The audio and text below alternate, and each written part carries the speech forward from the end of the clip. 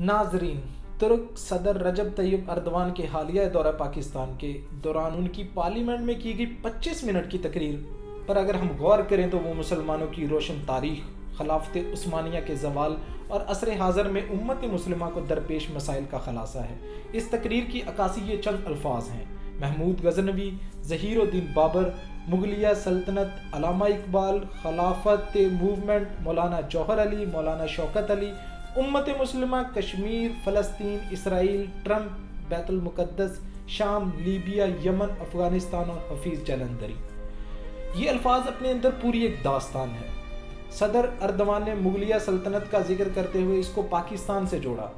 यानी सदर अर्दवान जिस तरह तुर्कों की खिलाफत की बहाली की कोशिश कर रहे हैं, इसी तरह वो हिंदुस्तान पर भी दोबारा मुसलमानों की हुकूमत देखना चाहते हैं। साथ ही उन्होंने बॉर्डर्स में तकसीम उम्मत मुस्लिमा को अखुवत इत्तेहाद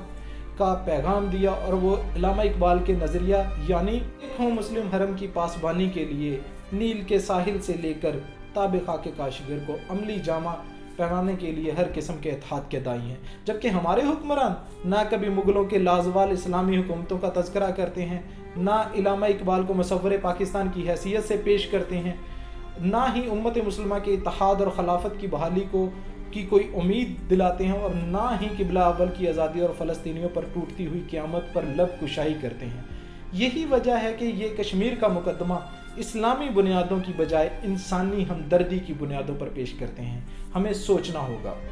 यूरोप की सरहदों पर बैठा एक लीडर इतनी जुर्रत के साथ मुसलमानों का मुकदमा लड़ रहा है और हम हज़ारों मील दूर बैठकर भी कश्मीर को सही तरीके से पेश नहीं कर सकते।